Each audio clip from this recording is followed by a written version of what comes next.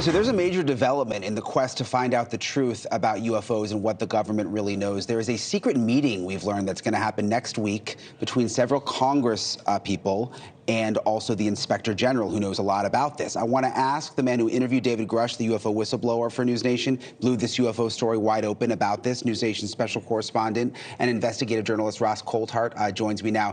Ross, tell me about this meeting, and will we actually find out something new this time?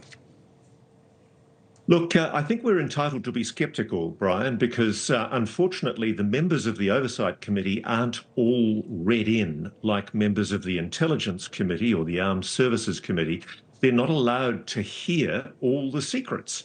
And so one of the question marks that's still unresolved is just how much the Inspector General of the intelligence community is going to be allowed to tell them. I don't think he's going to be able to reveal specific details of programs that David Grusch has already revealed to the Congress in secret hearings. I think what the best that they're going to get will be at least an assessment from the Inspector General of the intelligence community. And I think this is important. I think at best what they're going to get is an explanation for why the Inspector General determined that Mr. Grusch's allegations were credible and urgent. And I think that's very, very important, because a lot of people have said that there's no basis to Mr. Grusch's allegations. A lot of people have suggested that it's all unsourced, whereas we know that the Inspector General deposed witnesses. He actually got witnesses to come forward, give evidence. And so that evidence, I think for the first time, there's an opportunity for the members of the committee to actually get to hear what it was that persuaded the Inspector General as to the authenticity and the veracity of Mr. Grusch's claims. Yeah, that'll be interesting. And just to be clear, basically this meeting between several members of Congress and the Inspector General, this is the same Inspector General who David Grusch says he went to and gave information to. And David Grusch has said that there's additional information he hasn't said publicly that the Inspector General knows about. So that's the big point, right? Like, will we get to find out that information?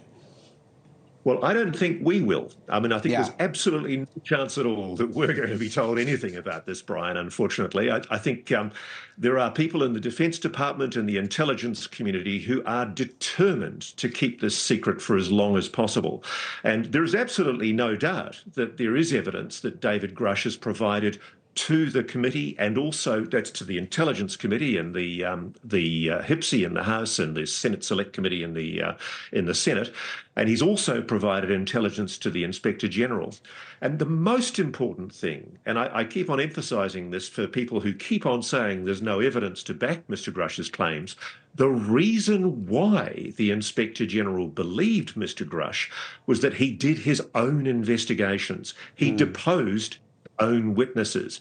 And here is an opportunity now for the members of the House Oversight Committee to get to hear at least some of the reasons why the Inspector General believed Mr. Grusch and asserted to the Congress that he believed his allegations, his complaint, was credible.